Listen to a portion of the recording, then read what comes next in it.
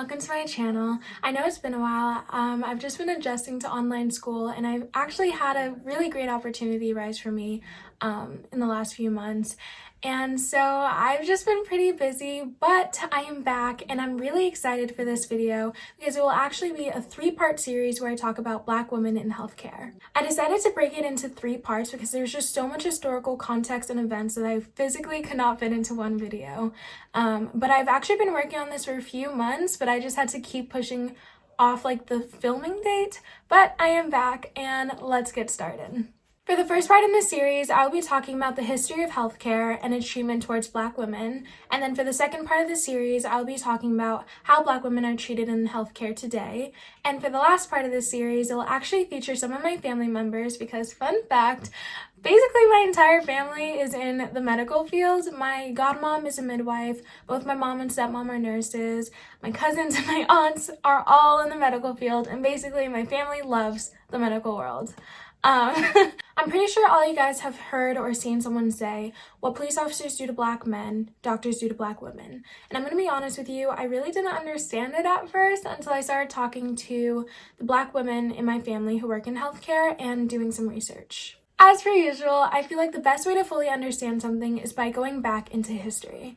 And so while I was doing research, I actually came across this case that completely shocked and disgusted me.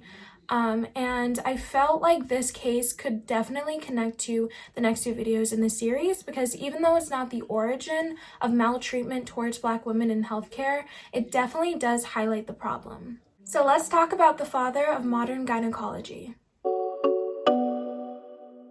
J. Marion Sims was born on January 25, 1813 and died November 13, 1883. He was a well-known physician and is recognized as the father of modern gynecology. One of his major accomplishments was developing surgical techniques for the repair of vesico-vaginal fistula, which is a complication of childbirth. Overall, he pioneered many tools like the Sims speculum, Sims sigmoid catheter, and Sims position. These are all good things as they advance women's reproductive health. However, this happened in the 1800s, and I'm sure we all know there really wasn't a lot of information provided concerning healthcare, and that's why people like J. Marion Sims went out to find information and answer questions. The problem isn't that he pioneered tools and discovered surgical techniques. The problem is that he achieved these accomplishments through violating Black women and being extremely unethical. Originating in the 19th century, many believed that Black people, especially women, don't feel pain due to thicker skin and less sensitive nerve endings, which is incredibly false. This racist notion is still believed in the healthcare community today, which I will talk more about in part 2 of this series. Sims studied for a little over a year before he opened his first practice in Lancaster, South Carolina. After his first 2 patients died, he ended up opening a new practice in Montgomery, Alabama. And his practice in Montgomery, Alabama was rooted in aiding slave owners, as he would benefit from this term called soundness, which is a slave's health in relation to their capacity to work. In other terms, when a slave is unable to work due to their health, their slave owners would bring them to doctors like J. Marion Sims, who would then patch them up and send them back off to work. Women specifically were targeted as doctors believed they were more sound by halting their ability to reproduce. The whole concept of soundness only further commodified and objectified Black bodies. Originally, gynecology was looked down upon as it was considered offensive to examine and treat female organs. However, Sims actually grew an interest in gynecology after he had to treat a patient who had back and pelvic pain due to falling off a horse. In order to treat her, Sims had to look directly into her vagina, but due to the fact that there were just no tools to aid gynecologists at the time, Sims had to use his hands in order to examine her, and this later inspired him to develop the speculum. While he treated female slaves who had reproductive health issues, the slave owners allowed him to have legal ownership over them until they were treated. While these Black women were under his ownership, he used them as test subjects and conducted experimental surgery on 12 enslaved women. While conducting surgery, he refused to put them under anesthesia due to the belief that Black people don't feel pain. Although there is no record of every woman he worked on, we do know a few of his patients. Sims' first patient was 17-year-old Anarcha, and between the years of 1846 to 1849, Sims conducted 30 experimental surgeries on Anarcha. Sims also treated white women as well, however, it was with their consent and they had the privilege to be under anesthesia. Lucy was 18 years old, and she was the first patient that Sims operated on.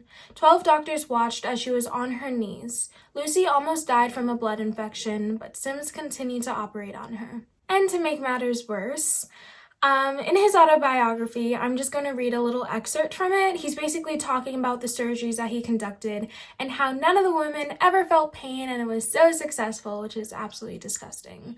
But Sims states, I realized the fact that at last my efforts had been blessed with success, and that I had made perhaps one of the most important discoveries of the age for the relief of suffering humanity. In the course of 2 weeks more, Lucy and Betsy were both cured by the same means without any sort of disturbance or discomfort. What is so disappointing is that none of these women were able to share their voices and experiences, and so the only information that we do have is from the oppressor's perspective. Sims also believed that white people are more intelligent than black people because their skulls grow too quickly around the brain. In order to cure this, Sims experimented on black babies.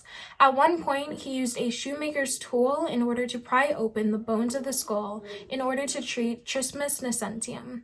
Many argue that Sims' research was just a symptom of his time, but personally, regardless of when his time was, I think his experimentation was completely immoral, unethical, and wrong in every way, shape, and form. Regardless of his findings, he violated so many women without their consent simply because he had racist notions and false beliefs about the biology of black people. There is a certain way that we do research and learn about things to solve issues, and conducting countless surgeries on black people ranging from infanthood to 18 years old is not the way. Fortunately, the statue that honored J. Marion Sims in New York was taken down and moved to the cemetery that he was buried in after advocating and protesting. Although we cannot change the past, we can create and change the future. I'll be linking down many more cases that are similar to J. Marion Sims if you guys are interested. Next week, I will be uploading part 2 of this series where I discuss how black women are treated in healthcare today. And as per usual, I don't know if I remember it because it's been a while, but together we can do this. Together we can bring justice and create a system that advocates for everyone. Unity makes strength. And remember, if you're not a part of the solution, you're contributing to the problem.